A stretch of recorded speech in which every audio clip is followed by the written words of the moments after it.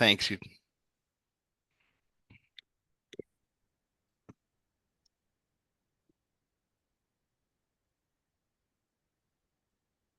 Okay, Off and running, Frank. ready to go? Yep. Good evening and welcome to the October, what are we today, 21st? All day. Meeting. Richard's been at the voting booth. Oh, I have. 21st meeting of Scituate Conservation Commission. A couple of quick things to read here. This meeting's being held virtually as an alternate means of public access pursuant to Chapter 20 of the Acts of 2021, temporarily amending certain provisions of the open meeting law. You are hereby advised that this meeting and all communications during this meeting may be recorded by the town of Scituate in accordance with the open meeting law. And our commitment to diversity, equity, and inclusion. The Scituate Conservation Commission is committed to providing an environment of respect during our meetings. We ask all members to interact in a polite manner, even when there's disagreement. We value the participation of our community and want all participants, including marginalized and minoritized communities, to feel welcome and respected. And we ask our committee members and all that participate to commit to these standards and to support and respect our community. So, that said, we have an agenda. Are there any additions, omissions, or changes? I know We have two continuances that were requested, and so 9 Collier requested to be continued, 279, 281 Old Oak and Bucket, and also we had listed under minor modifications 184 Chief Justice Cushing Highway, and that will not be discussed tonight. Okay, great. Maybe just when we're close to being done on open space, to just give a quick heads up on a couple of small items. I have some items too, Frank. I need to. Any just what kind of item, Penny? They both have to do with Mordecai Lincoln. Okay. Okay, so Eric I'll take and I a were out there, and we have a little issue. I'll take a motion. I make a motion. We accept the agenda as written with those add-ons. That's a motion from Penny. A second from somebody. I will second that. From Brendan. All in favor? Thank you, Brendan. Richard. Yep. When Jen's going to come on a little later. Eric. And Frank, yes. Great. So,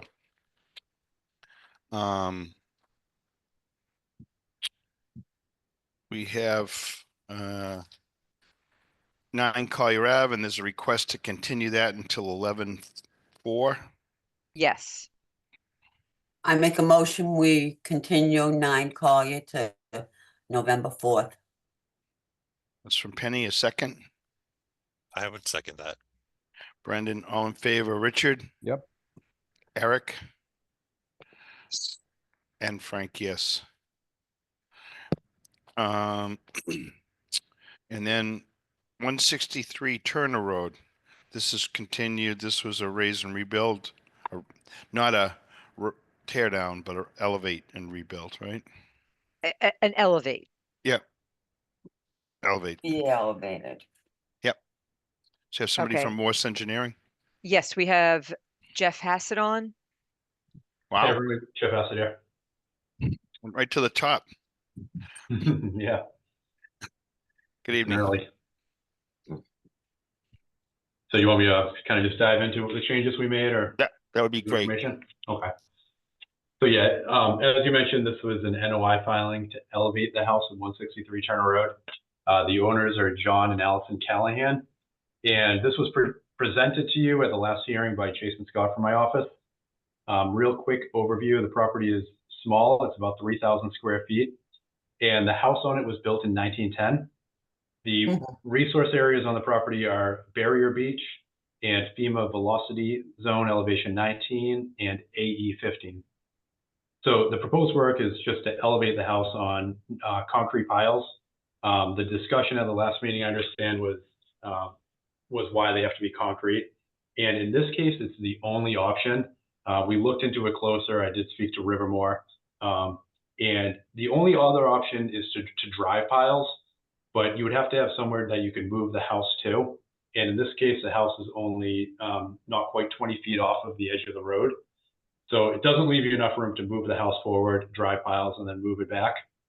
So I was down there the other day, and all of the neighbors are on concrete piers for the same reason. The 2 houses heading south are on concrete piers, and then the 4 immediate abutters heading north are the same. So it's the same reason. In this case, though, I do think it's a net improvement because it's quite a bit of concrete being removed. There are walls across the front of across the ocean side of the property running horizontal and perpendicular to the ocean that will be removed, as well as concrete patios on that side and then the side, and also the concrete foundation. And then this house will ultimately be elevated up quite a few feet. I guess I don't have the height here, so the water will be able to pass under. We are proposing 2.5 foot wide footings that connect 5.5 feet down. And in speaking to Rivermore, that's necessary in order for just lateral strength. The only other option would be to do 5 foot wide by 5 foot wide square footings, but it ends up being more disturbance to do that. So it's actually this is the best way to do it, and really the only option for doing it. So I think that will be a net improvement, though, for the reasons I mentioned before. Thank you. Okay, thank you. Jen, do you have things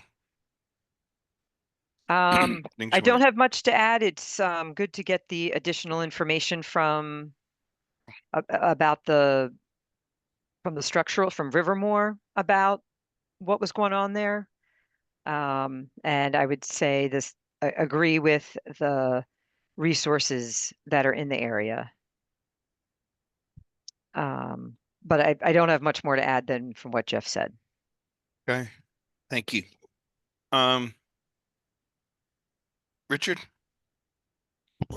Yeah, I know the area that Jeff was talking about, and I know the other houses are on concrete as well. And under those circumstances, I don't have a problem with that.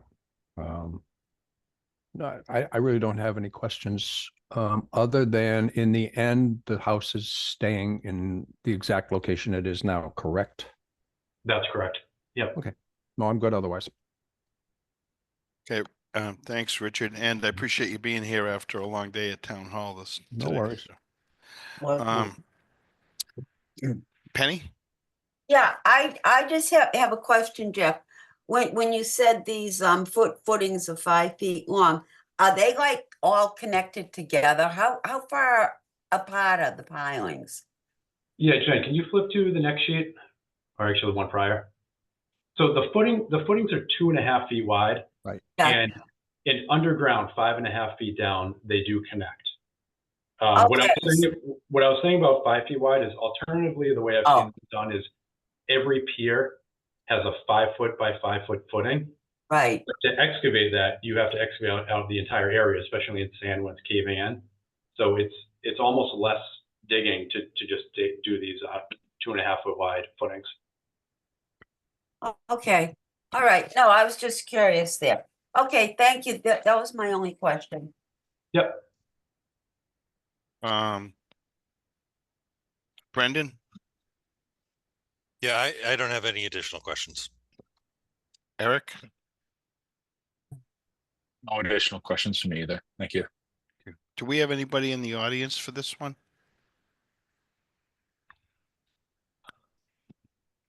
I do not see any hands raised. Okay. Jeff, couple of things. Looking at the plan, and it looks like the front of this is not on the property. Yeah, on the ocean side. Yeah. So they don't own all the way to the stone wall. I mean, the seawall. Okay. The seawall is, I don't know, about 10 feet further forward. And the neighbors' houses, I looked at the site plans from the neighbors' houses went up, and that's kind of why I'm showing the neighbors. Their they're over their property lines as well. And Okay. they, Yeah. you know, maintain the same footprint.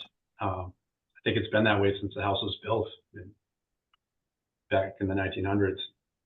Right. Okay. And looking at the Rivermore plan, it just seems like for such a small house, it shows that there's spaces between these, but it's going to be relatively small. I mean, the distance on those interior Mhm. footings between them is maybe 6 or 7 feet. Those They're rows of, very close, Frank. They're very close. yeah, I mean, it's almost like, I know you're not pouring a slab, but it just seems like, I know I've gone through this with the structural engineers, and they sort of have a formula. And after seeing some of the houses that got hit down south and saw them toppled, even with the concrete piers, I get that there's a lot to put together there, but Yeah. this is a massive foundation for a relatively small house. I mean, I suspect it's, that front part of the house is only 19 feet wide, but it's Right. probably too far to span just with 2 piers and without adding the steel. Sure. So we have to add that third row and the middle row. So for full disclosure, I poured all that concrete in '78. Really? We And re it's still there, Frank. You should be happy. we repaired this house. It was a cool house. We had the original architecturals from when it was built, and the folks, it had been in that. It's not no longer in the same family, but we yeah, we rebuilt that after the blizzard of '78. About a third of it remained, Yeah, Wow. yeah. and that's one that we did rebuild that stayed. There's a couple that didn't. They didn't make it, huh? No, not out on Piggity Beach. Yeah. Be happy. Yep. Okay. Well, if I'll make a motion. sure. I make a motion to close. And we're gonna issue, Jen? Yes, you can close an issue. I'm I, gonna I, make a I don't motion. know that they'll get out tomorrow, but Yeah, we'll but- get them out. Okay, make a motion to close an issue. I'll second that. Penny, seconded by Richard. Mm. All in favor, Brendan, Yes. Eric, Yes. and Frank, yes. Great, thanks. All right, thanks, everyone. Have a good night. Unless we get you again. Yeah, You I'm might. hanging around for the next two, actually. 147, Captain Pierce. Yep, we had asked for some mitigation for the work that was going into the 50, and they did submit a plan that showed an area that they would add some vegetation, but also, keep a path that they use to get to the pond behind them. Can you show that Um, one, Josh?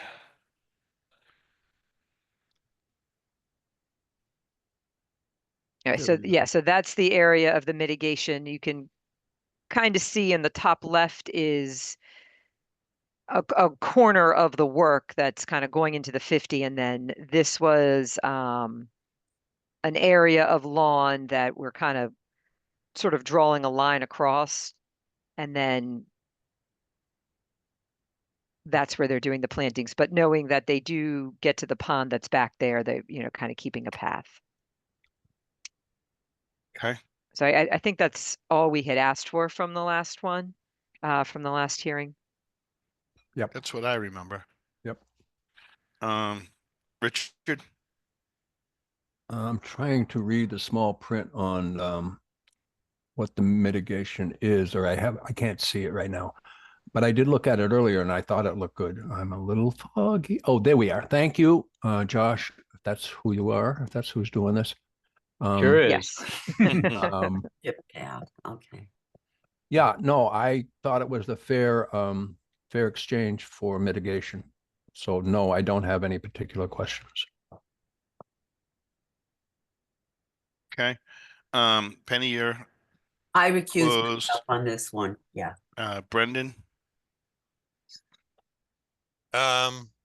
So yeah, I like the whole mitigation. Just wanted to know, so is this path going to be maintained? Like what's involved with maintaining it? Yeah, it's a wood chip path, so pulling weeds periodically. And adding more wood chips? Yeah, Maybe. true. Yeah, resurfacing. Okay. All right. Eric? I think the planting suggestions that were provided look good. I do just have a comment and a question. I'll start with the question, I guess, first, Jeff. There was discussion about that path potentially remaining turf. Is there a reason why you guys didn't go that route and went with the wood chip path? I don't know the particulars, but I know, they would like to be able to continue to access that pond. So they're giving Right. up that, No. that Yeah, lawn area. absolutely. No, I just didn't know if there was a reason to change from one to the other.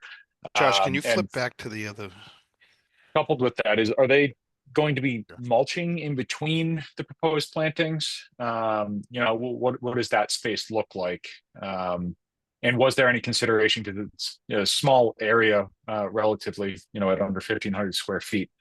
If you guys would add a wildflower mix, one of the ones provided by like New England wetland plants, for example, is like one of the conservation blends, just to help reduce the potential for weed infiltration. So just to recap two things, were they planning on mulching in between, and was there consideration, and would you consider adding a conservation seed mix in between the woody material being planted? Yeah, so note number 2 does say that the area will be mulched with natural wood chips. Oh, yeah, thank you. Sorry, I missed that. So wood chips are proposed. I think that with the number of plant shrubs they're proposing, it will fill in and take over the area. Not immediately, but in a year or two. I guess I defer to the commission on that. Okay, thank you. So your thought with the seed mix is just that would be addition to the plants to just keep stuff from taking that over? Yeah, and it would reduce maintenance in the future. Wouldn't have to redo mulching or anything like that, and just help outcompete, any undesirable plants coming up. And as I said, for the amount of square foot, square feet, we're talking about less than 1,500 square feet. We're talking less than $100 for seed in there. But it's not a deal breaker. But it's currently grass, so wouldn't you have to spread some loam so that the grass spread loam and then put down the seed mix? I think the idea is the mulch will kind of choke out the lawn and it won't be a lawn anymore. Oh, so there's no turf removal. I see. Yep. Interesting. Okay. Yeah, I would have expected a contractor to do something with that existing turf, just so you don't have that pressure coming up. Because even with wood chips, after a year, that turf, if it's still in good, standing, will be creeping through there. True. I'm just thinking about just ecologic function as well as aesthetic for the client of yours, just so they're not adding additional dollars year on for maintenance. A little bit more now might help save a bunch later. Is there any way, Eric or Jeff, they're going to be digging to put these plants in, so they're going to have some soil that they pull out of them. If that's just spread on top of the grass, and then that gets seeded along with the grassy area, will that take without? I'd like to not disturb more than we have to, so they're going to dig a bunch of holes, put in these plants, and then they have the grass, which I'm assuming that what we're thinking is this is just going to let it grow. Right? That was right. It's not going to be maintained anymore. So is there a way to just introduce some other small ground cover or seed without either slice seeding, or I don't know. I don't know how you put that in to that. I mean, area. even if to your point, Frank, just to reduce disturbance in that soil area, to just dig, spread out what's there, of course, and then because there's just noticed on the note, it doesn't necessarily say how thick of the wood chips. If you put thick enough wood chips, I mean, we're talking inches, 3 or 4 inches of wood chips, then yeah, you'll probably have a much better chance of choking it out. but even still providing some sort of seed blend to that to help take root and try and outcompete any of the turf that does survive could help. But like I said, it's not a deal breaker. But I was just curious about that. Well, the goal is to get this to go more natural with the path through it. I mean, that's what Right. that's what we want to see happen there in exchange for some of the the encroachment on the 50. So that's what we're trying to make sure we get from this. Right? If I'm Yeah, that's my absolutely. interpretation.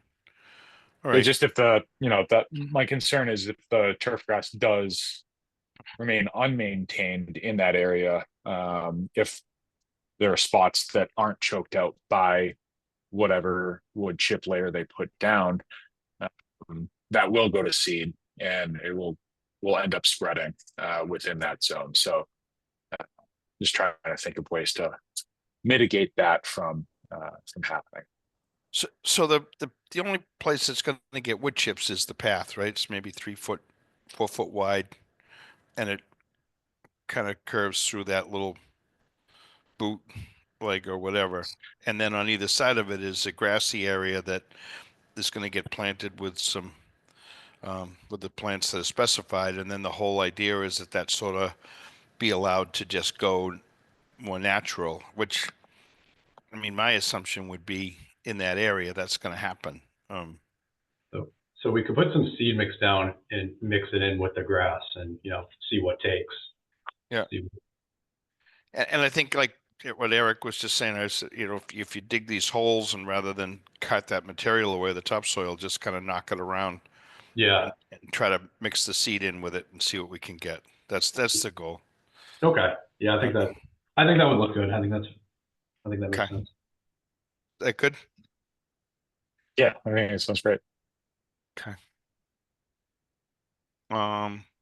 Do we have anybody else?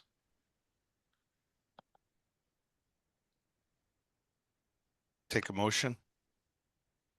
I'll make a motion to close. That was Richard. Gonna get a second. I will second that. Brendan, all in favor. Eric Yes. and Frank, yes. Great. And issue. So close and issue. I don't think we have to revote it. No. Okay. Thanks. All right. Thank you. Where are we? 76 Glades, and you need to open this one. On October 21st, 2024, 6 p.m., the Scituate Conservation Commission will hold a wetlands hearing under Chapter 131, Section 40 of the Massachusetts General Laws and Section 30700 Town of Scituate Code of Bylaws regarding the notice of intent application for Nur Drury for work related to installing a septic system located at 76 Glades Road, Scituate. About as other interested parties are invited to attend. Information on how to access the virtual meetings available on the agenda posted on the town website. Okay. And we have Jeff Hassett here to present on this one. Yep, Jeff Hassett here again. So this is an NOI filing for a septic repair at 76 Glades Road. The owner is Nur Drury, who owns several of the adjacent properties immediately abutting this property. This lot is less than 2,000 square feet. It's a multifamily home with, on the lower level was formerly the post office. And the only, for a septic system, they have a cesspool in the northeast corner of the lot. This house has a traditional this building has a traditional foundation, so there's really nowhere to put a septic system on the property. So with the owner owning the adjacent property, he is going to grant an easement over that property at 74 to put the septic system. So the septic system is rather straightforward. It's a 1,500 gallon septic tank to a 1,000 gallon concrete pump chamber and a leaching field. So this plan is showing a lot of information. The only work that is being proposed under this NOI filing is to abandon and fill the cesspool and then put in that tank, pump chamber, and leaching field. All of the other information is either existing or previously permitted. This has been approved by the Board of Health. Okay. Jen? Well, I was going to say I'm not positive it's been confirmed by the Board of Health. I think they were waiting for a plan with the easements on it. Although maybe the septic they were okay with, they just wanted to see the easements on the plan. I think what I think is tricky is whether it's all one big project for all four pieces of property, or looking at it just for the one septic, and where you would want erosion control or the limit of work, just in case it is done on its own and everything isn't all done at the same time. And then I do want to say I don't think it's technically a multi-use building. I know there's 2 apartments and the bottom was used for a post office, but that is not necessarily for me to say, but just anyways, I wonder about having the easements on the plan and having it set up so that if it's done as its own project, everything's on here that we need, versus if all the septics are done at the same time, if that makes sense. So, yeah, so I maybe I was given bad info, but I was told that Board of Health had approved it, but they had stipulated that they needed the easement finalized and recorded before they could begin construction of it. Yeah. So maybe the board voted on it, but they don't have the permit yet until they do that. Okay, yep, that makes sense. As far as erosion controls, could we I mean, I see what you mean. If they just put the septic system in, it's obvious kind of where you put the erosion barriers, just around that limit of work. But Right. it could be done concurrently with the other 3 properties. It could be something that would be determined during the site visit, the pre-construction meeting. That could work. Okay. Okay. Anything else, Jen? So I think what you're saying is with regard to the building, and we don't really have a huge, they're saying mixed use. I don't know that it really matters to us. And that's how they could have just put 76 Glades, right? Right. Okay. All right, let's go on to some members, if that's okay. Penny? Yeah, I really don't have a problem with it. I think it's a good idea. The site plan, the site visit before they start, so Jen can see if they're gonna do them all at once or individually. So I'm okay with it. Thank you. Okay. Brendan? Yeah, I don't have any questions. Thank you. Eric?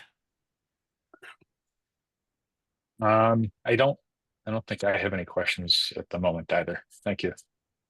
Okay. Richard? I also do not at this point have any questions. I think the structured meeting would answer what Jen had talked about, so I'm good otherwise. Okay.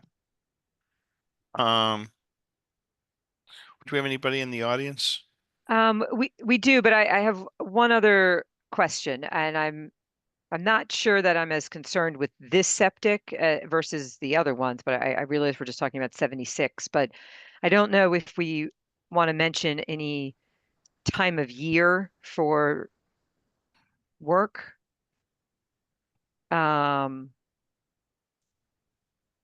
As far as just having large equipment in this area. You know, not having, you know, July and August kind of being the months of concern.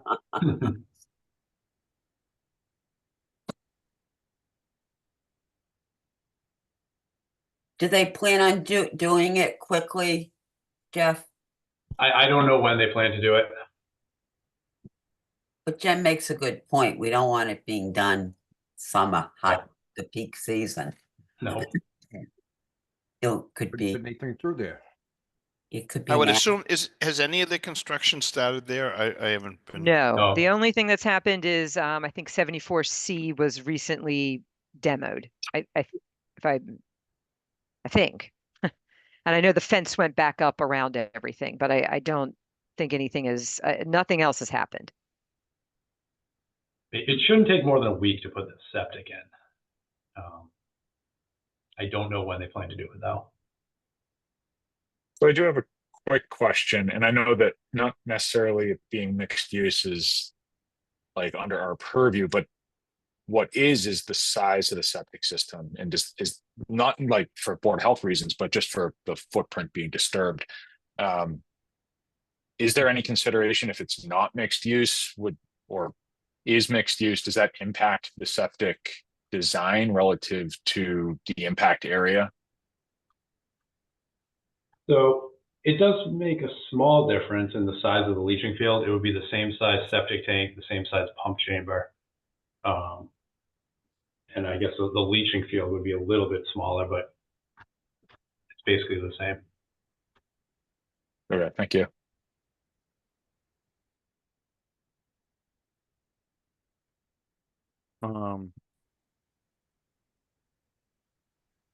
Okay.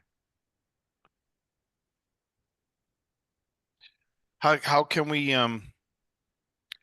what can we put in that order for verbiage, Jen, that would, well, I guess we can address that, right? I mean, you brought Yeah, up the I'll concern, spend that out.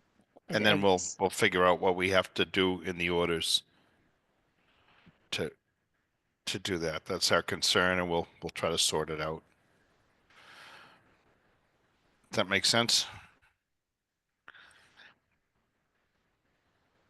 Does to me. Jeff, and Jeff, maybe you can, if you can get a little bit more information on kind of a plan of attack, maybe we can kind of come together on that. Okay, yeah, I'll reach out to the owner.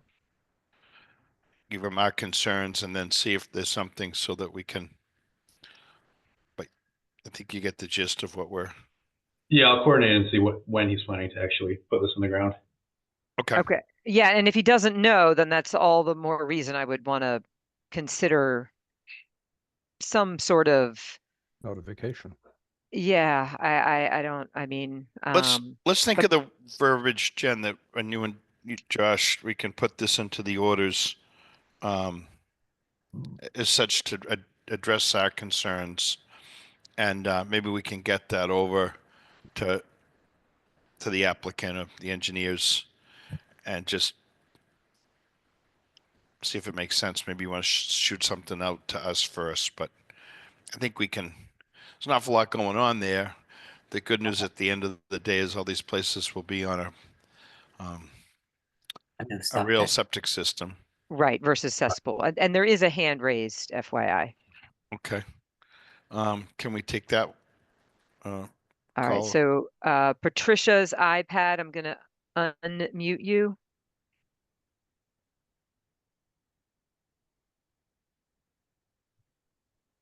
And just, you want to state your name and address, please. So I'm asking to unmute and okay, there they Here go. it is. Yep. Patricia Lambert, 14 Alexander Place, Oh, and Patricia. speaking as your liaison from planning. This is not zoned for multifamily, so we're a little concerned. It's a pre-existing non-conforming. So we're concerned about the size of the septic system as well on planning side as well. That you are aware that it's not zoned for multifamily. Right. Right. Okay. So so the 2 units is one thing, but you can't have Yep. 3 units. That's right. Mhm.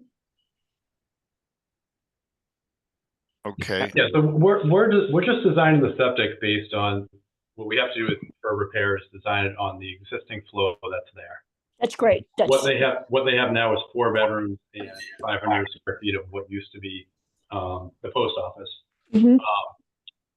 It makes I ran the numbers. If right now it's 30 chambers, if if we eliminated the post office component, it's 25 chambers.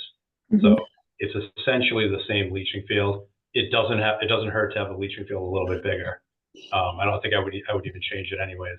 So conservation wise, I think it's more of just a technicality through building permit applications if they go to do work in the future.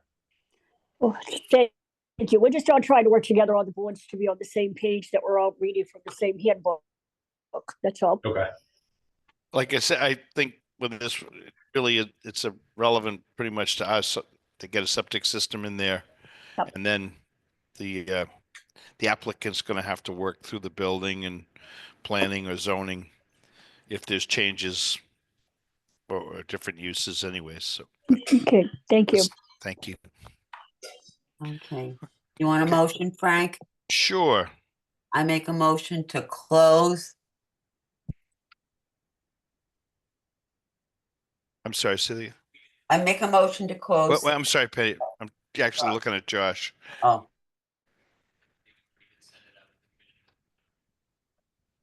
Yeah, let's just we're not close. gonna, Yeah, yeah. just close.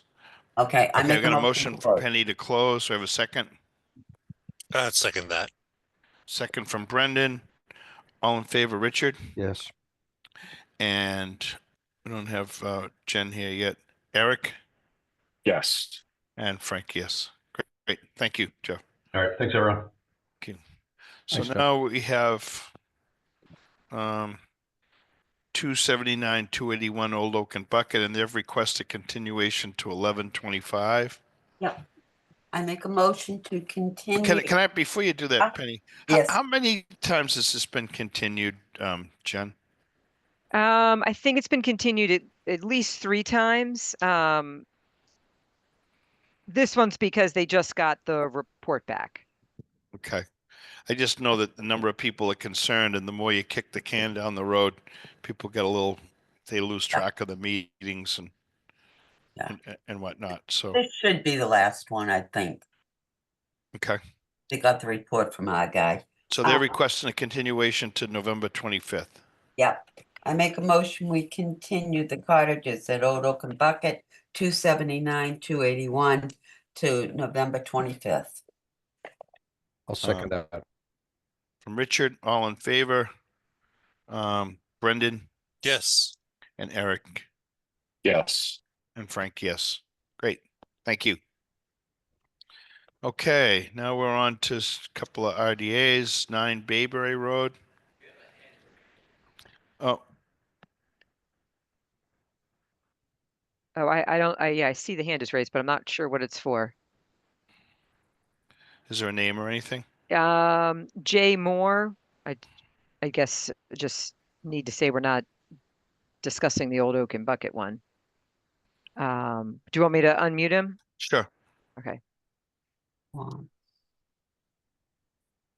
Hi, Frank. Uh, Thank you very much. It's Jay Moore speaking, 47 Beach Plum Lane in Scituate. I just had one question about this project, and I'm rather new to this process, but this is not the property that's on First Parish Road, is it? That is also a multifamily low-income housing No, project? No, Is it- this Old Oak and Okay. Bucket is up almost into Norwell, Jay. And Okay. it's been out there for a little while. We've had multiple hearings on this one, and they have a septic system or proposed expansion area that's on the other side of a wetland. So there's a wetlands crossing piece that has to Okay. go with that, but they're not linked or anything. And the other one on First Parish is still to come. Okay, thank you for that. Thank Sorry you. for the interruption. Nope. Thank you. Okay, so number 9 Bayberry on October 21st, 2024, 6 p.m. The Scituate Conservation Commission will hold a wetlands hearing under Chapter 131, Section 40 of the Massachusetts General Laws and Section 30700 Town of Scituate Code of Bylaws for requested determination of applicability filed by Linda Garofalo. Sorry if I've ruined that Garofalo, name. yeah. But temporary excavation related to the pouring of a foundation located at 9 Bayberry Road, Scituate. Abutters and other interested parties are invited to attend. Information to access the meeting is available on the agenda posted on the website. Who do we have for that? I think we have the applicant, Frank. Frank and Linda are Linda here. Garofalo. Frank and Linda. Okay. Yep. I'll let you present the project. We have the plan on here. They are doing an addition. A little bit of the addition goes into the 100, but the limit of work and some of that is inside the 100. Okay. Good evening. Good evening. Thank you for your time. We've not presented before the Conservation Commission before. We're residents of Scituate for now almost 23 years. Mhm. Yeah, 23 years at 9 Bayberry. I don't, we filed materials. I don't know if I can assume you have those, or shall we share the screen and I'll bring things up? We have a picture of your project up on the screen right now. Okay. Okay. All right, So if you just want to kind of roughly explain your, Sure. What we have is a 125-year-old home that we want to expand the footprint on, saving the main home as much as possible, adding a wing on one side and renovating the wing on the other side, and taking a 3-season porch off the top and converting that into a slightly larger master bedroom. As it turns out, the original plot plan that we had when we bought the house, one that was drawn up by Cavanaro, showed that the original wetlands was further away, and the 100-foot buffer line was substantially further away. When we started this project, or started the design work, one with an architect and two with Rivermore Engineering on the construction side, we had the lot completely restaked and had the water resource line flagged in 2021. The FEMA floodplain line is on the plot plan as well. The existing structures are on the plot plan, as well as hash marks to show how we wanted to expand the footprint. On one side, we're eliminating a concrete porch and putting in that wing. And on the other end, we're basically modifying the kitchen, making it slightly larger and putting a larger room above it, expanding on that bedroom up there. So as it turns out, the 100-foot buffer line moved closer. The flagging of the water resource line came in closer, such that the design work that had already been done and the engineering work that had already been done was placed on that plot plan, that updated plot plan.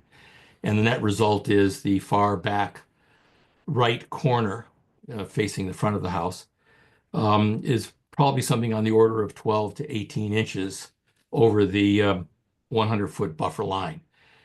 However, as Jen points out, we need to excavate at least 4 feet on each side of a foundation wall so it can be poured. And so we do need to excavate into the buffer zone, limited amount, 4 to 5 feet probably. The updated plot plan Just or for the site excavation though. for the excavation. Yeah. Not for the building. Only. And we would refill that back in and return everything to its original state when we were done. We show a silk sock line on that site, that updated site plan, to indicate how we would manage erosion control in the interim.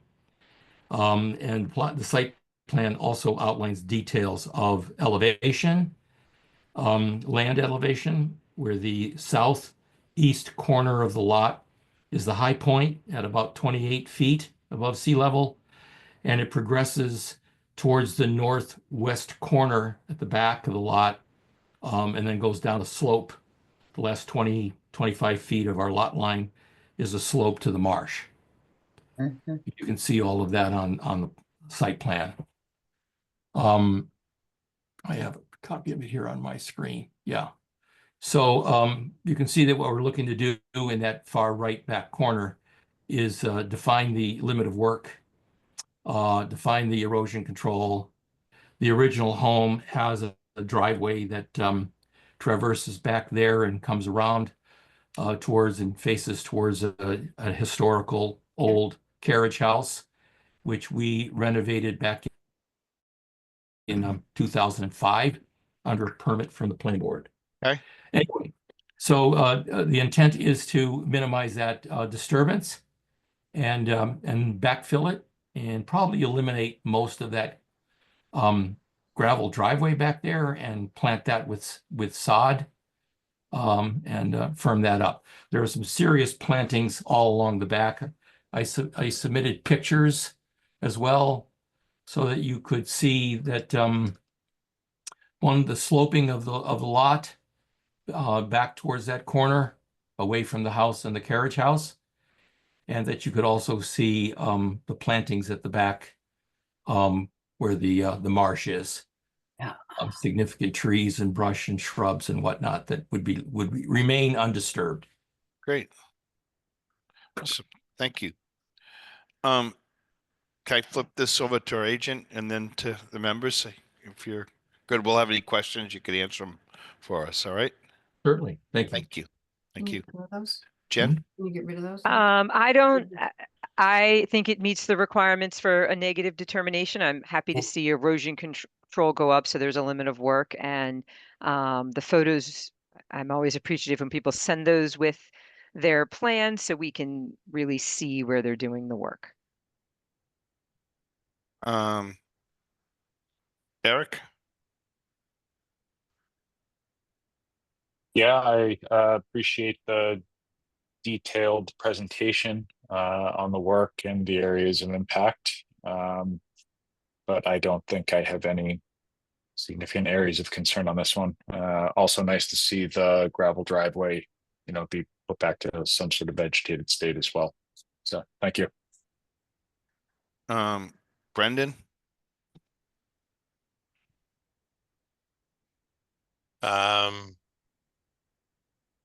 Yeah, I don't know that. Yeah, I'm gonna say I don't have any questions. Okay. Thank you. Penny? No, I'm all set, thanks.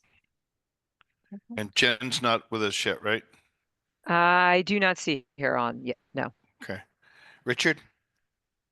Well, if the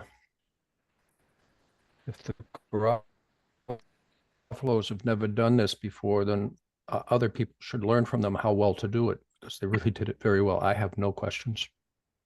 Thank you for that. Do we have anybody Did in you the not hear me? audience? Am I not there? Okay. We're all set. And nobody else Nope, on no this? hands up. Just a quick one.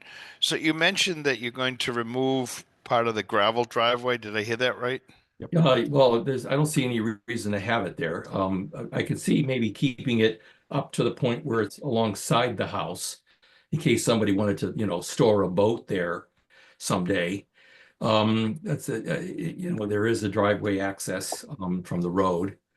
But from the back line of the house back towards the marsh, I don't see any reason to keep it. And I think returning it with sod and shrubs would improve things. Am I missing something? I see the garage marked here. I don't see a driveway or anything going to the garage. Does that just go across the lawn? No, actually, there is a driveway. It didn't show up on this plot plan, but there was one that was put in under the permit for the garage, which was granted in 2021. Okay. No, I'm just looking at what's here. So my only suggestion would be if you're going to do work to remove the part of the driveway, is shift the erosion control to the other side of where you're going to do the work. So if you're going to dig up part of the driveway or place some loom or something, just shift the erosion control maybe closer towards the 25. But that way, if you have any runoff or anything from the work that you do in the driveway, it's contained within the erosion control. Understood. Yeah. That's a good idea. I was just assuming that we would be scraping the gravel driveway, but as you say, put probably 4 to 6 inches of loam down to bring the lawn back in, consistent with the rest of the backyard. But so yeah, this is a pretty good chance when you're doing the work that the contractors or whoever are going to want to utilize that driveway to do some of the work on your Yes. home. So Right. Yes. my suggestion would be, I know it gets a little close to the buffer, and we're looking to protect that, but in reality, you've got something that's already there and workable.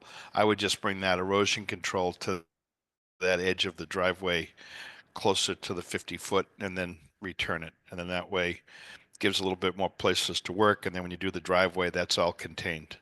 There you go. Okay, got it. I can have that shown on the plan actually by Well- Merrill Engineering. It's pretty well noted. Yeah, I think it's good just to have it so that somebody, when you give direction to who's ever doing the work, they can get it there. Very well, sir. Thank you. Cool. Thank you. Anybody else? Nope. I'll make a motion. Yep. I make a motion for a -3. A -3 is a good thing. Yep. That's what I'll we second want. that. Second from Brendan. All in favor, Richard Yes. and Eric Yes. and Frank. Yes. Great. Yep. Thank you. All Thank you set. very much. Perfect. Thank you very much. Thank you all. Have a nice evening. You as well. too. Bye. 188 Manlot Road Pergola.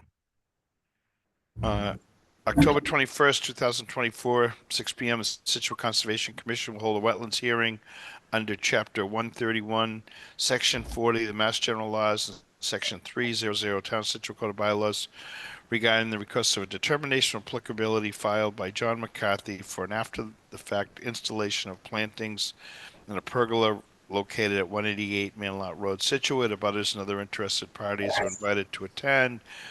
Information to access the meetings available on the agenda posted on the website. Good evening. We have John McCarthy, the owner and applicant, on the call. And this was one where some work was done. We noticed it and asked them to file an after the fact. They did build a pergola. It's grass underneath, and they have planted, I do think we have some photos also that we can show you after they tell you their full plan. Native plants in the background, in where there was some lawn and maybe some trees were taken down too. But actually the site looks quite lovely.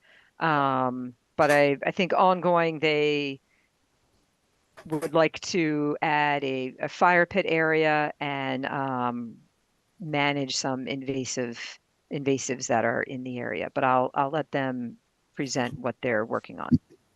Yes, I can. Oh, sorry. Can everybody hear me? We got you. Okay, cool. My name is John McCarthy. And like Jen was saying, our objective is to plant a wildlife-friendly garden that enhances biodiversity, improves the area within the 100-foot buffer zone. So we moved to Scituate in late 2023. We are avid gardeners, and we found that the area behind the house leading up to the wetland was pretty much in a state of neglect.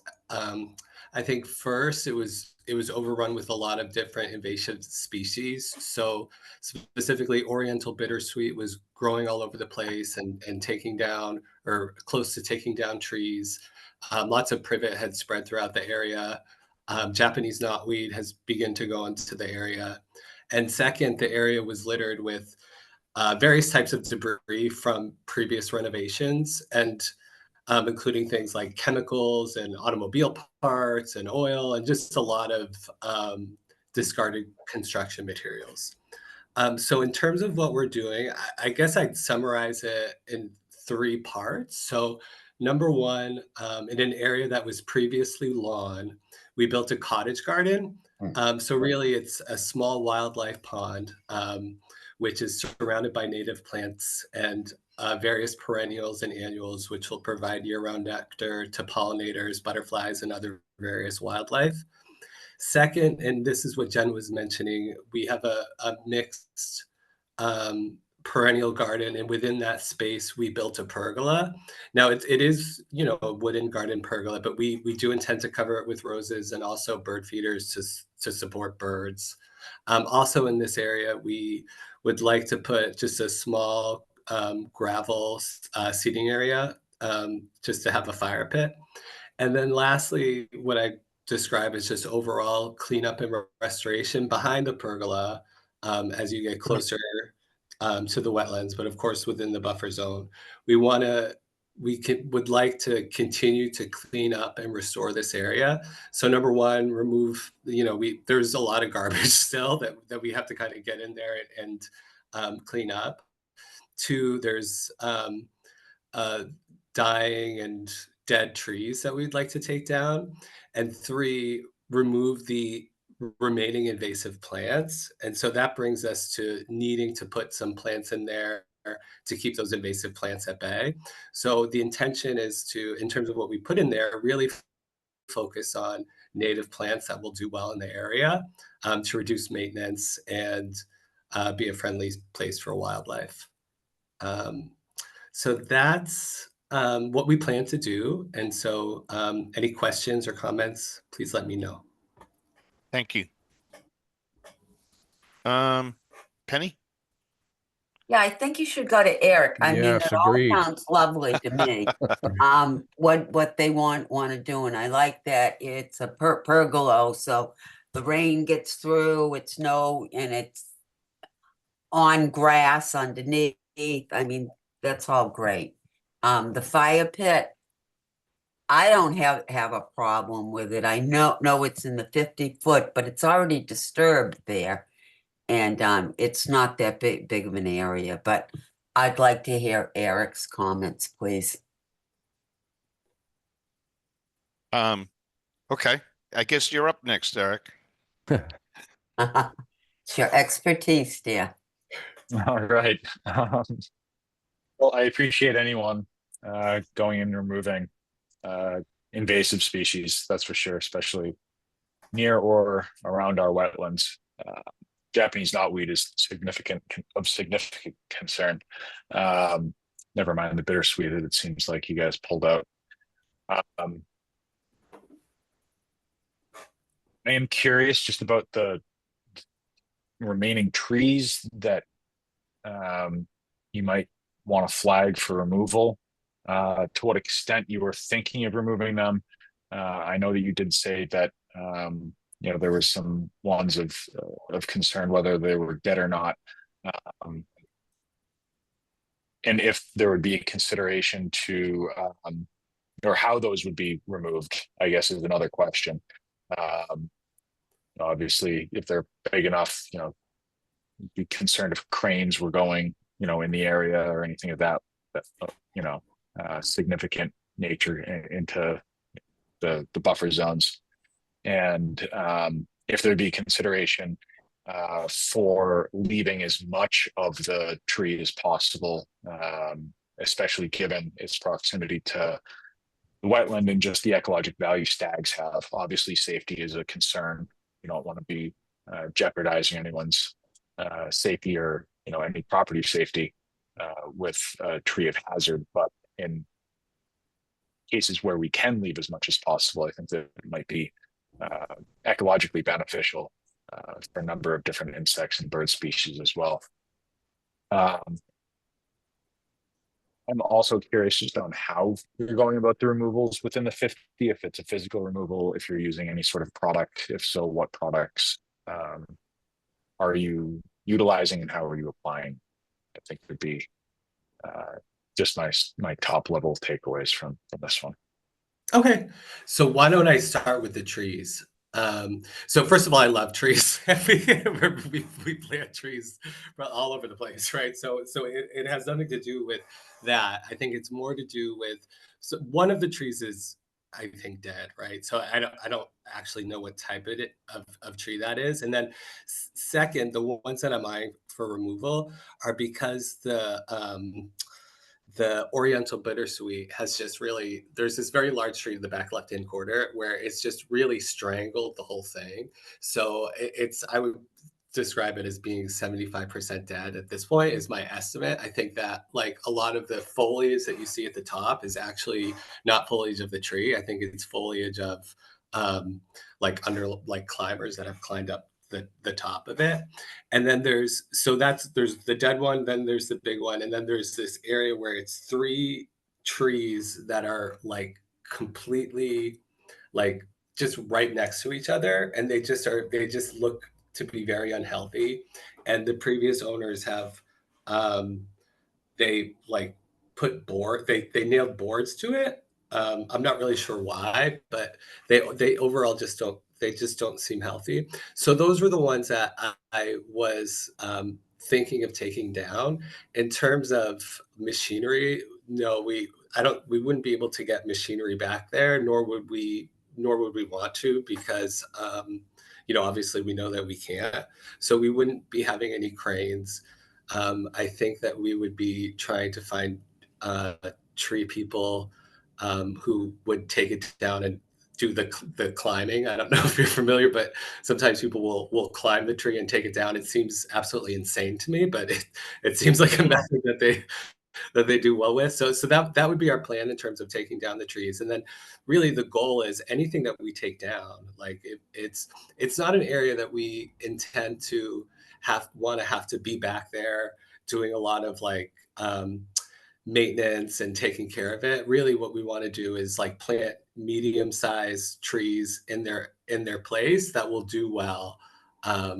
Because in terms of tools, I think in terms of what we've been doing to clear out like the Oriental bittersweet, we've just been using like a chainsaw and just normal clippers. So we haven't had any heavy machinery back there. We don't intend to do any sort of leveling. We really are just trying to be as low touch as possible. Did I answer your questions, Eric? You did. Thank you, John. I just wanted to make sure, we were clear on, especially because you're working within the 50, what type of removal, you were looking at, especially if there was a product being used, we understand what that product is that you're proposing, for application in terms of an herbicidal being used. But so for the Japanese knotweed, I think that's one. And Jen and Josh had sent me a like an example mitigation plan that someone else had used. I think that's where that would probably be a case where, just to the best of my knowledge, like one of the only ways that you could kill, and I'd be open to hear if you had a different perspective, to take out the Japanese knotweed was through applying an herbicide. But I'd be open to something else if you had a suggestion, because I don't like having to use herbicides of any kind. Yeah, understood. There are other methods of removal, mechanical, but increasing disturbance within the 50 probably isn't ideal. But then on top of that, other methods take significant amount of time. Solarization is an option by using layers of plastic to cover that soil area and essentially strangle out the Japanese knotweed. I've had success with that in the past, but it does take 18 to 24 months with maintenance along with that by removing things that do grow.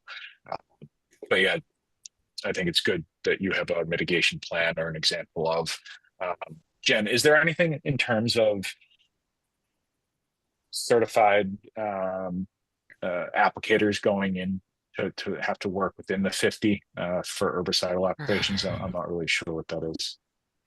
That's usually what we ask for, is for it to be an appropriate qualified person to do it. Yeah. If that's that's usually what we see in the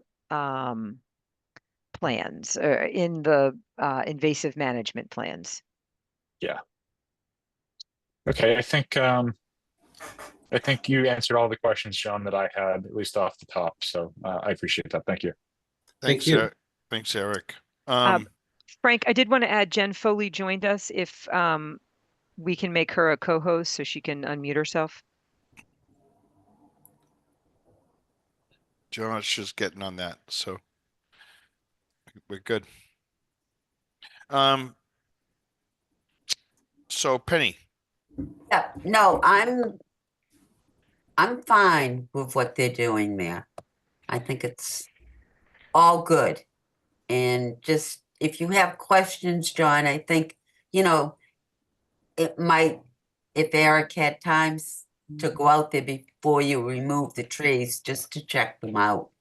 Because Eric is kind of our guru here with plants. Absolutely. Brendan?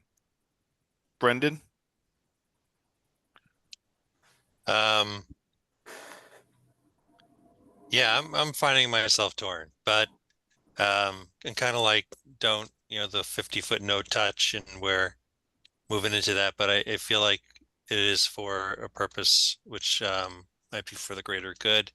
So Yeah. I'll leave my only comment at that, and hopefully it all turns out well. Thank you. Richard? Yeah, overall, I really appreciate what they're trying to do here. I guess at some point we should have some sort of a planting plans, especially when it comes to the trees. If they do come down, what they're going to put in place of them, and also all the other places. Just I don't know how specific it has to be, but just a general planting plan so we have it on record what they're planning to do. But otherwise, I'm pretty good with this. Okay. Who have I not asked? You.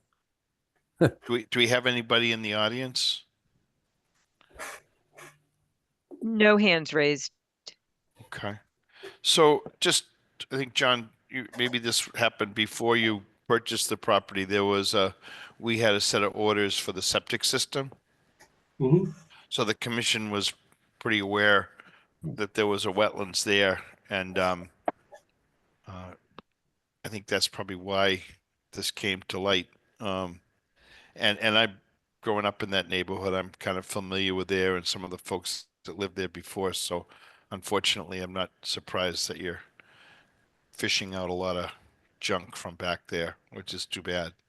And appreciate your concern for the area. I mean, you can see where the wetlands are, and you can see what sort of goes on there. Would like to keep some of it naturalized as much as possible, and at the same time, I'm glad to see some of the cleanup take place. So I don't have any more than that, and appreciate your concern for the area as well. Jen's on, Frank, if you want to ask her. Jen, were you able to take in any of this? No, I'm gonna hold on this one. Okay. All right. How will we do this? Do we want to just give the outright negative, or do you want some more info, Jen? I think we can give a negative determination, Okay, and we will put in there to provide a planting plan for anything, that they yeah, want to do, especially in the 50. And, certainly to let us know when it comes to any trees being removed before they're removed. okay, And some of the other instructions that I think we've mentioned about, hand removal of any trash, and confirming what their plan is for invasives. okay. So I will make the motion for a -3. Okay. We have a second. Second that. Eric did it. Okay, second from Eric. All in favor, Richard? Yep. And Brendan Yes. and Frank? Yes. And John, the other thing that you can use as a tool, the commission issues minor activities permits. So if you want to do some tree work or something back there and you don't think it was covered by this part of it, you can email the commission a couple of photos. Just let us know what your plans are, and then Josh can respond appropriately.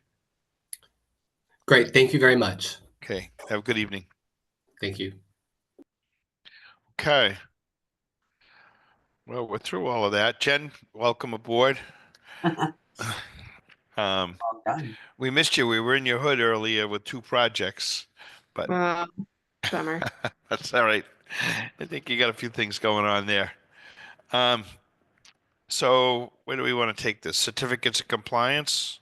Yep, one for septic work that was done on Brunswick. There's a couple others. I just need to review them more, and we'll get them on an agenda. All right. So It's all set? Yep, I think so. We'll get that paperwork out unless anybody had any questions or concerns. I don't think so. None. And then the 2025 meeting dates would be great to vote on or comment. Did you already send them out? Yeah, Yes. Oh.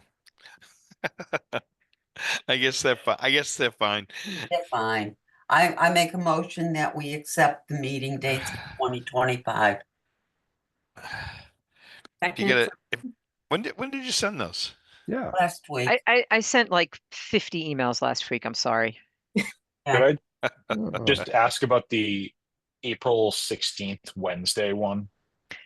Yes. So we were trying to work around, there's a Monday holiday and then there's also town meeting. So I'm not, I don't have a calendar right now, but I want to say often the second full week of April is town meeting. And then the third full week of April, Patriots that Day. Monday is a holiday. Patriots Day. Yeah. So it Oh, was yeah, either yeah. we do it on a Wednesday or we do it the next Monday and we have a back-to-back. It that one could probably change once we know if town meeting's going to be 2 meetings or 1 meeting. I would say the end of April sometimes changes. Yeah, it's fine. I don't have any conflict. I just was Good. curious about that one. Yeah. Thank you. All right. Okay, go ahead. Somebody want to make a motion? I made the Do motion. we even need to? I don't know. that No, I we've don't ever think we done need that. to. I don't think we ever have. Oh, all Yeah, right. no, Well, you usually vote the dates, but okay. Go ahead, Penny. They're going to change I make a anyway. motion, we accept the meeting dates for 2025. That's Second. Penny. Second from who? Jen. All in favor? Richard, Oh, sure. Brendan, Yes. Eric, Yes. and Frank. Yes, I guess. Okay. We sometimes change midway too, Yeah, we Right. do. if something comes up. Yep. Okay. I'll have to find that email and add that. So, He'll resend it to you, Frank. okay, open space updates. I have 2 things. Go ahead. Okay, my bid came in for the parking and driveway. We met out there with them a week and a half ago. Speakman, and they wanted to start on the 14th. I met with Sean and Jeff Hassan and myself. And we went over the plans and had a few little tweakings to go through. But anyways, they finally got everything back, so I'm hoping they're starting tomorrow or the next day. But it will be a two-week project. Mordecai Lincoln will be closed to the public the day they start for 2 weeks. So that's number one. Number two is Eric and I were out at the property. And we were discussing about, wildflowers, the planting of those, the throwing of the seeds. And the mowing of the property. As we were walking, Eric made note, we have bittersweet growing at the far end of the field. It needs to be eradicated as soon as possible or it's gonna overtake the field. Eric can explain it to you better, but I was gonna ask Frank if there's any possibility of getting a couple of thousand of maintenance funds to get this done as quickly as possible. Because Eric is afraid, and I am too, that this will overtake the field even more come spring. Eric, do you want to hop in here, please? Yeah. So what it is there's a bunch of bittersweet coming up, as Penny said, on the back side, and it's coming up in like one of the little vegetated islands, basically along the wood line, where Penny's going to be doing some of the vista pruning as well. But it's been creeping out into the actual field. There's a bunch of smaller plants coming up along the other side of the mowed path into the field. And the concern is it's just going to continue to spread along that backside. And removal might be a good option this time of year. If possible, using that J. Michael approved contract that we have for them to come out and do some work. And while they're out there, maybe it makes sense. So we do have a field plantain issue in terms of a plant that's coming up throughout that field. No doubt, just because of years of mowing that space, which is tough to get rid of. But I'd suggested to Penny while we were out there that if we got some seed, I did a calculation just through near map, and it's a little under an acre in size. So we probably need about 20 pounds of seed for that space. Ideally, we would use some sort of something to sort of rough up that soil. But I think that if we go through and we mow and we put that seed down, we'll be in a good spot for at least some of that to try and take hold come springtime. How's that, Penny? Yeah, well, I mean, I want the wildflowers, but my big concern is to try and get rid of on top of the bittersweet as quickly as possible. Have somebody come out and scrape that and get the roots out, because it isn't too big of an area right now, but if we let it go, I'm afraid it's going to be much bigger come next year. So the sooner that can get done, but I need some funds to do it, Frank. Yeah. Paul dropped off to your brother. Paul dropped off to me this procurement bid services, which I really haven't had a chance to. That's still confusing us all. Yeah. So, I guess Penny, what I don't disagree with you. I'm wondering if it seems like that's what we're supposed to use. Maybe after the meeting, I'll take a quick look at this with Jen. And if it makes more sense to get somebody to meet you out there, Yeah, and give you, I guess, a budget.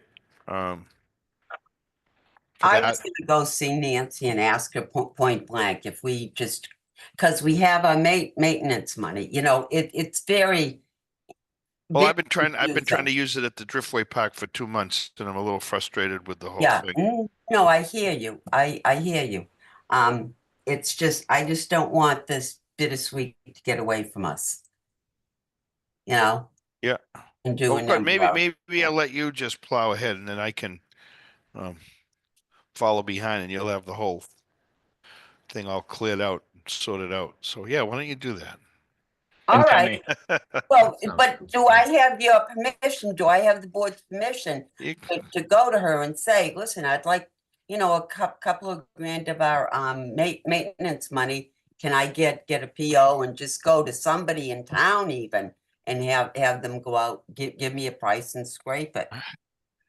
Why don't you Can I go forward?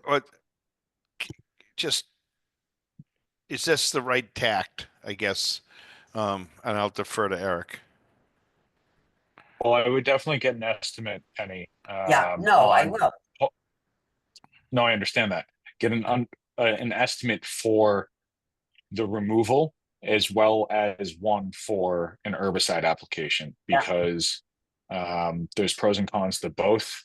And it would be interesting to see what the price differential is on that, and have them not forget the other side of that field as well. You know, the area, I'm sure, but you know, along that back where it loops over and we walk to the other side where those poplars were.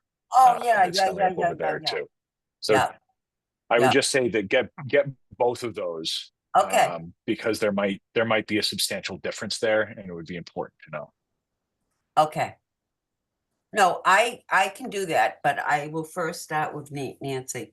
You know, can I go get just somebody local, you know, to go out there, Frank? But I just Yeah. wanted to get your blessing. I just didn't want to go. No, I think on my if own. it's important, my hope is, I know you're anxious to get all this done. We've been looking at the Driftway Park, and hopefully we can get some of that Oh, work no. done. Driftway takes priority. What scared me is, like Eric said, if we don't do something, the bittersweet is just gonna take off. So Well, it's, unfortunately, we got it everywhere. It's yeah, well, it's would, yeah, okay. I hear you. Oh, okay, well, let me do some work this week on it. Thank you. Thank you. Anybody else want to comment on that one? Nobody else wants to tell Penny what she ought to be doing there? I wouldn't dare. Oh, All right. The other tomorrow night, two things at the select board meeting. We had discussed it earlier. The Scout Troop 7 is coming before the select board, I, asking them for permission to have the create that sort of rustic camping area in back of the water tower off of Maple Street. I think they have a pretty good presentation put together, and hopefully the select board sees that that's a good idea. And then also tomorrow night, they're going to discuss the land donation on Summer Street, and hopefully they agree that that's worthwhile. So we have those two pieces. I think that's about it. I honestly have to say I hadn't been up to some of the properties for a bit. Jen and Josh put together some warning signs for hunting, so I stapled them around the last couple of days. And also we're up at Appleton Field, and we have a little bit of get that pile of junk up there that didn't get cleaned out, so I'm going to try to get on top of that.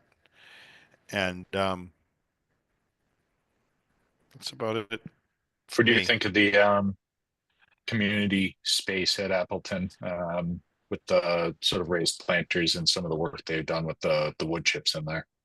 I didn't spend a lot of time. I didn't even get a chance to walk in there, Eric, to be honest with you. I'm going to try to go back up and get rid of that pile of junk, but it looks like they're certainly making an effort to get some of those things, but I didn't honestly Yeah, that's cool. I just didn't spend know if you happen to have thoughts. spend enough time, but I'm glad to see that there's some activity. And how did it go overall? Were people able to get, were they happy being in there this year, or did it work out for anybody? How did that?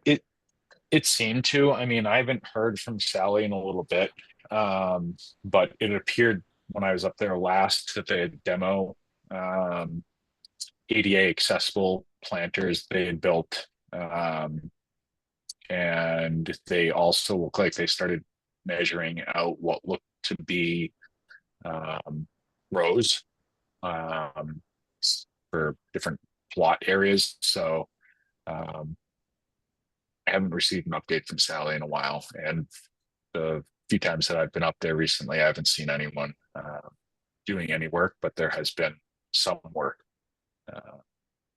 Obviously, I gave her an email. I sent her an email to let her know about the Mount Hope thing, and she came back that she'd been away, but was back up there, and maybe next year we can combine those things so that it can be a little bit more awareness for Appleton, and that's the amount of communication I've had. Yeah, I think that'd be good. Okay. Good. Oh, you know what? Maybe Jen, Josh, is there any way to get something out like townwide just to make people aware that it is that hunting season?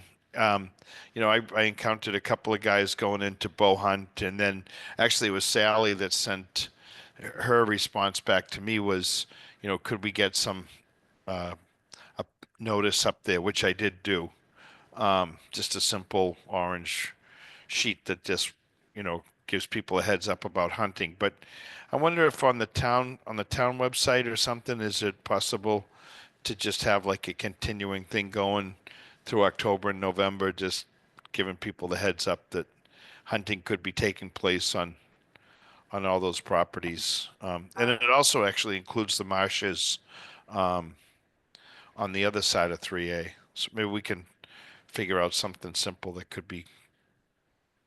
I can let, there's a weekly update done that then gets posted on the website also. And so I can certainly give them the information that, hunting season is here and some of the details.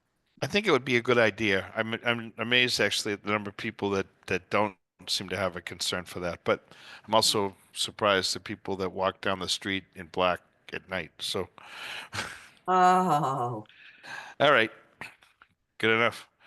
Minor modifications. Yep. We have the one for 17 Old Farm. We looked at it some at the last meeting, and then I think they made it a bit more specific on this plan. I think it's a little bit less of an area that is pervious pavers than what they had highlighted on the other plan. All right.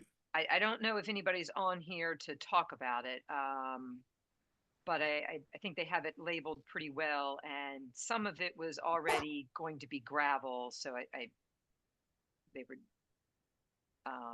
adding. I can't see it. I should open it on my screen too, but adding more pervious pavers in the front is probably the biggest change. The other areas are underneath of a deck that's on the back and the side of the house, if I remember correctly. Okay. I mean, it looks good to me. If you're happy with it, you actually, it's within your purview to just go ahead and okay it. Okay.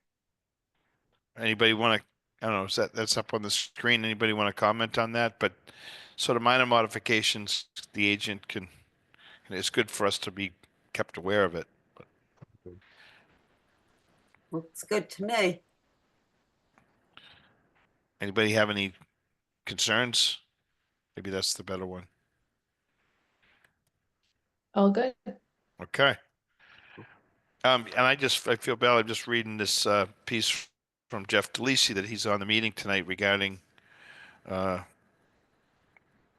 New Driftway. yeah. So can we jump to that one first? Yep. No, we're done with Old Farm Road, and yeah. Okay. Well, you haven't done Chief Justice Cushing, but no, we're not discussing that one tonight. okay, good. Even better. 7 Driftway. I think Jeff is on here. If I can unmute him, and he was asking for the commission to, What are orders? well, here, I'll unmute him. Let him How about talk. that? Yeah. All right. Well, eventually he'll unmute himself, but since the orders were recorded after one of the conditions that gives a time limit, we want the orders recorded in a certain amount of time. Otherwise, you have the option to revoke the orders. Since they were recorded after that, they want to have the commission vote that you're still affirming that the orders are valid.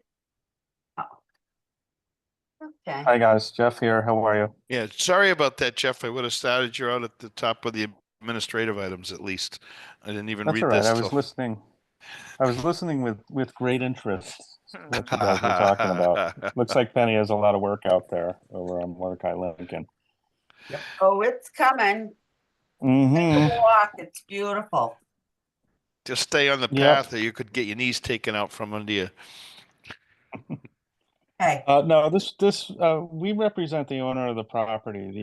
The owner had contracted with a buyer who was the applicant. And in 2022, an order of conditions was issued, and there's 2 conditions that kind of conflict with one another. One says you have to record the order under the state under the state guideline, and then the other condition said you have to record the order, and then it gave a time frame, and then it said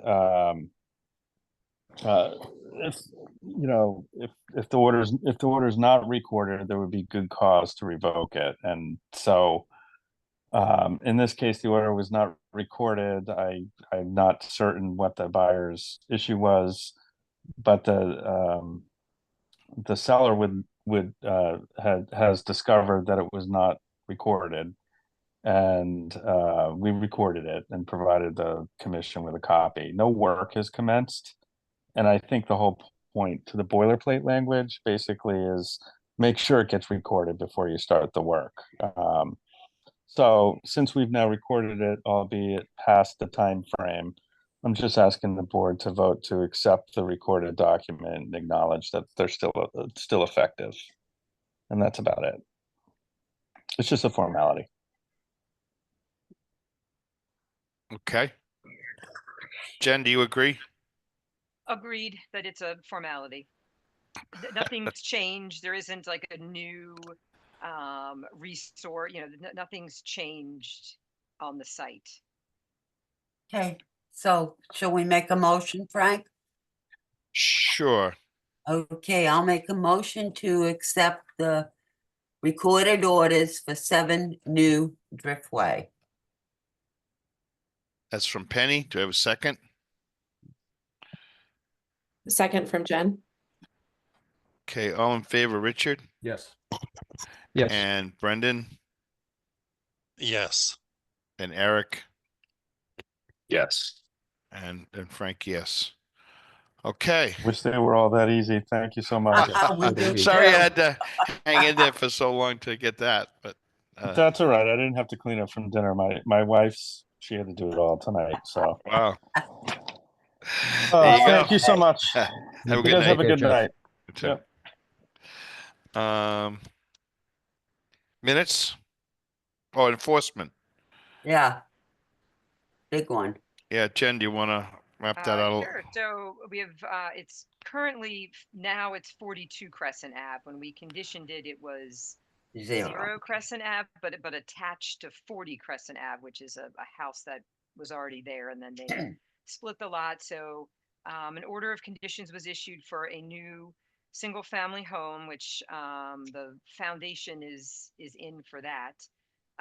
But it was noticed that retaining walls had gone up around the site that were not permitted. So they've stopped work, and then we need to decide what we do next. Do we want the retaining walls removed, or do we want to wait and get, what are the existing conditions, and even if you were to remove them, what would be the sequence of events? Or, if they were to keep them, is it okay? Do we get some structurals for, I think some of the wall might be more than 4 feet. And then, the site would need to be evaluated, given that all this work it would be a new plan. So it would have to go through a new review. So that's where we are right now. They've stopped work. And I guess the idea tonight was to find out what additional information we want, or if what we want them to do. And I need to send, or I guess I can send an enforcement order. What I have sent is a letter of cease and desist and stop work. Well, that didn't take long to get. Yeah, it didn't. Way off track. It's crazy. Well, I'm glad you were out there and you picked up on that, Jen, and we'll I think, Jen, you also reached out to Merrill, right? You made them aware.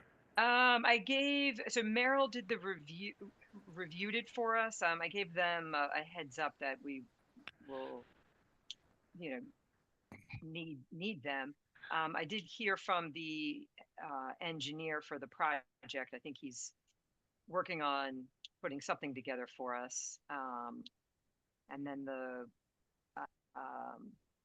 builder is on the call, who can maybe give us some more information. He had sent a letter that I forwarded out this morning, just trying to give a little background to how we got here. Okay, I guess we can take something brief. I don't think we need to get into a lot of this tonight, but who's the builder? Todd Ken. Todd Ken. Okay. I can unmute him if you want to share a couple brief Sh- comments. Sure. Good evening. Good evening. Just want to give us your name and address for the record, My please. name's Todd Ken. I actually live at 6 Curtis Farm Road in Norwell. Needs to speak up.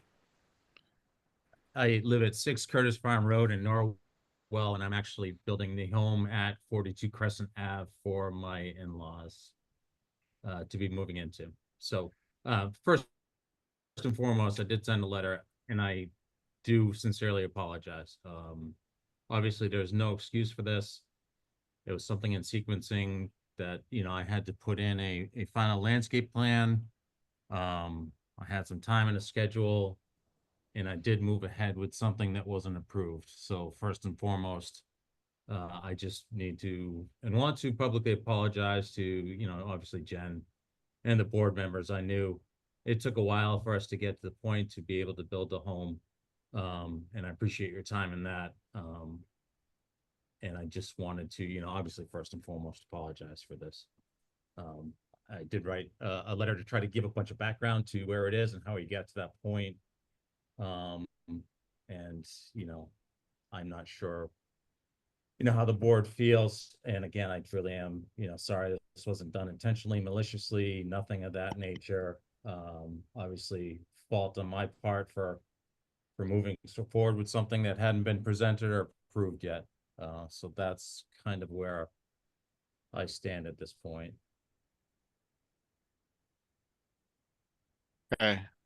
Well, I think we need to make an assessment of just what has been done. I haven't even had a chance to take a ride by.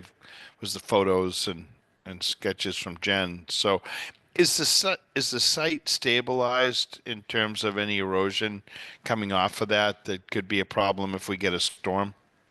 It is stabilized. I did, Jen had noted that some of the silt sock had been moved when they did some of the work. I went back that day, made sure the silt sock was continued all the way up this side, moved the fence over to where that is, and continued the silt sock all the way up the side. So it's surrounded by two sides right now. The left-hand side of the property didn't have silt sock on it, but it's more of a flattened area back by the neighbor's fence on 44. So as you can see in the pictures, the left-hand picture, the string line is actually the property line. So the neighbor's driveway ended up being on 42's property. And obviously being a, you know, we didn't want to need to make them take their driveway apart. That's kind of what constituted, you know, trying to support it on that side. The right-hand side, per each and every rainstorm there was, due to the way that the land was sloped, the water came right across 42 and through the basement window in number 40 and flooded out that basement. Right underneath the porch, there's a window that went into that foundation.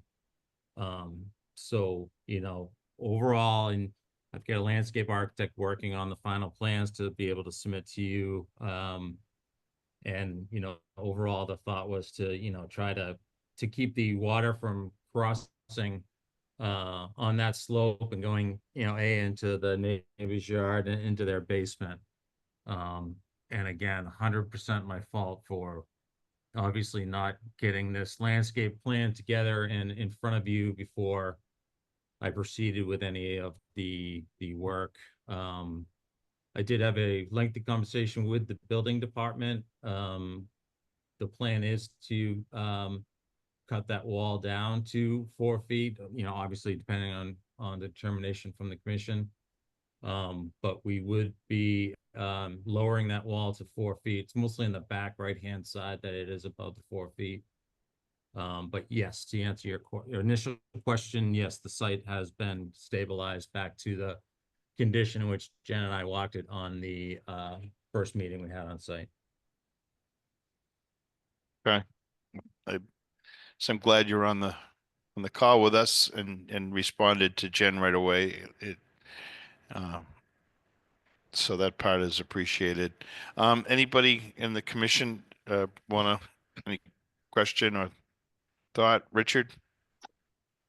Well, my first thought is it's an awfully big error and an awfully big, it's not just a little thing here. This is a big thing. And I appreciate the apology. I appreciate the letter, but it's sort of like, okay, so no matter what we do, it's going to be pretty serious. If we ask them to take it down, then we got to get them to refocus on how to take care of the issues. If we leave it, it means he got away with something that everybody else who's doing any kind of building like this is going to say, okay, look what we can do. I mean, this is the issue we face. And I'm frankly a little fed up with it. I don't mean to be offensive at all, but it's just not a good situation. I really do need to, and I think we all do need to sit back and before totally overreacting, sit back and say, okay, how can we handle this in a very smart way? But I'm not happy with it. That's all I got to say. Thank you, Richard. Penny? Yes. I am so distraught. My view is it all comes out tomorrow. Absolutely. Never, ever should have been done. Sending the wrong message, especially the uphill side one. This was absolutely no reason for that to ever go in. I mean, I'm just appalled. I was out there today, the right-hand side wall, it's over my head, for goodness sakes. This should not have happened. If erosion control was done properly, and they're very small, Frank, they're very small. You wouldn't have had the water going into the cellar probably. I don't know, but this is just, I can't even tell you how upset I am that this has been done. We were concerned about some trees down back being taken down. Holy Toledo. Okay, I said my 2 cents. I wanted it out. Okay. Jen? Nothing new to add. Okay. Brendan? Yeah, I'm having that same feeling. I mean, I feel like we discussed this particular project a few times, and somehow we had a plan that had no wall. And now I haven't been out there, but that seems to be, if we're cutting it down to 4 feet, what is that, like a 6-foot wall, 7-foot wall? Yep. I don't know how we got from no wall to this point. I don't know how engineers missed this. I don't know how, we didn't know the rain was gonna, it's very disturbing to me. That's all. Thank you. Eric?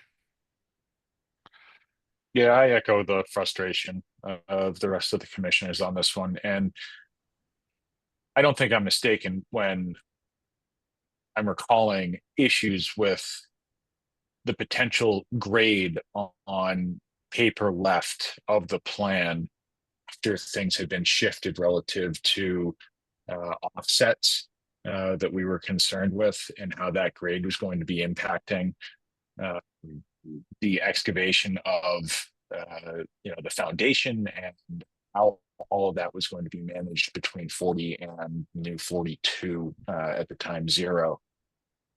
And I don't think, for precedent's sake, I mean, we can't look at this and say, well, it's there, without having some severe potential ramifications down the line as well with other people doing things. I mean, this is just not how we do things here. And this is a prime example of going above and beyond on implementing something without going through the due process and having a major issue on things now. Because if this is removed, then we're going to have to be talking about, well, what are the grades going back to, Right. how that work is being done. This is not nothing by any stretch, and very frustrating to see this come through. I'm all set. Thank you. Thank you. Okay, I think a couple of things that came up again with this is the condition. I asked it in the beginning, the condition of the erosion control and how that's going to impact either the coastal bank, any material going out towards the ocean, or onto the abutters. And if we think that there's sufficient erosion control, or does that need to be beefed up, adjusted? Is that something that we want Merrill to take a look at, Jen? They would need to go to the site and see what's there. I don't have anything. Well, it just sounds like what is on the site is not what was on the plan. So It that, isn't. that cat's already out of the bag. So, I mean, if you feel like you can make the assessment and give direction to make sure that there's enough erosion control in place, if not, then Yeah, we want, then use them. Yeah, then we I want see what you're saying. Yes. All right. I will ask them about coming to assess the site and see what might be needed, given that, you know, they're less than 50 feet from the cliff, you know, Right. with where the wall is three-sided. Am I correct? It's not just on the sides, it goes across the back of the house. No, it doesn't. It's just the two sides. Okay. Yeah, that's the foundation, Jen, going Okay. across the back. So is the foundation started as well? Yeah, it's in. Okay. Like I say, I just didn't get a chance to take a ride by. I'm hoping tomorrow to Frank, take a look. look at the picture, the one up in your right-hand corner. Yeah. I'll figure it out, Penny. I Yeah, just, but that in front of the trees, that's the foundation. okay. All right. So I guess, Jen, why don't you make sure that we've got enough erosion control, sediment control in place? Okay. If this is different than what's on the plan, then I don't know whether the erosion control we originally called out is sufficient. Okay. And then we'll, you know, get what we need. So Yep. while we're trying to figure things out, we know the place is stable. Okay. We have somebody with a hand up, a couple of them. Oh, Not that okay. this isn't a public hearing, but if there's a quick question, we'll entertain it maybe. Okay. All right. I will unmute Melissa. If you could state your name and address, please. My name is Melissa McNamara, and I am the direct abutter and now owner of 40 Crescent Ave. And just quickly wanted to say that obviously, I know that Todd mentioned that he was, you know, apologetic and certainly didn't mean to go about doing something that wasn't approved, but I can just attest for now owning 40 Crescent that the amount of water that was coming off of that site and into 40 Crescent has actually now, we originally were going for a renovation for that project, but the essentially the erosion due to the water coming off the site into the basement has made the foundation pretty much deplorable at this point, that both architect, engineer, everybody that we've engaged at this point said that it's not worth saving. So just, I guess, as an abutter, I can say that I appreciate his attempt to kind of just get some control, although obviously it wasn't really gone about maybe in the right way, but I do appreciate it, what he was trying to accomplish and help. Okay, thank you. Anybody else? Kim Peters, I'll unmute.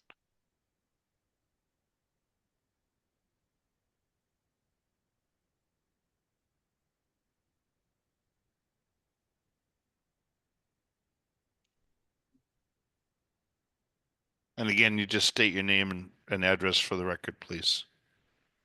See her unmuting herself. I'm gonna move on to Christine Sheehan. I am Hi, I'm There we go. Christine Sheehan. I'm at 35 Crescent Ave. And I understand this isn't a public comment, but I appreciate the concern that I've heard on this call, and I share that concern. I think that it's an egregious mistake. I'm not sure that hardscapes on the cliff is really the answer to all of that. So I do appreciate you looking into it, because I just feel like it's not the plan. And you set a precedent as to what they may do in the future. So I'm upset about the wall for sure. Thank you. And I guess, I don't know if we want to mention that it's one thing to be, I know we're dealing with water going towards the property, but we also want to be concerned about channeling water towards the cliff. Absolutely. That's my just as big a concern. All right, I'm going to try one more time for Kim Peters. I'm asking to unmute. I'm not, okay. All right, I'm going to lower Kim's hand.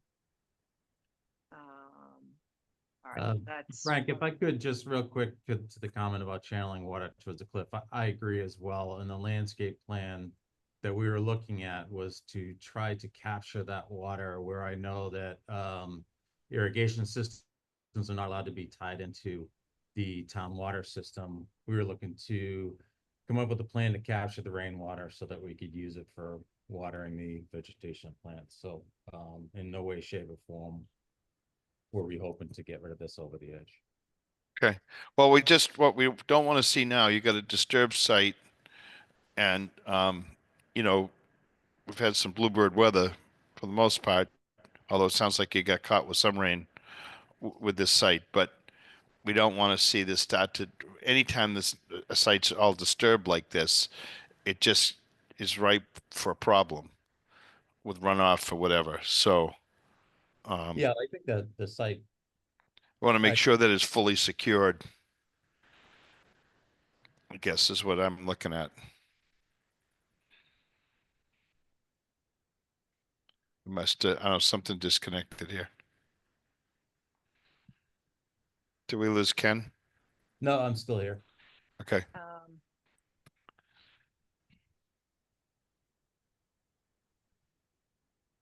So I will contact Merrill. I'll talk to them about recommendations or confirming whatever it might be for making sure the site is stable. Secure till we Okay.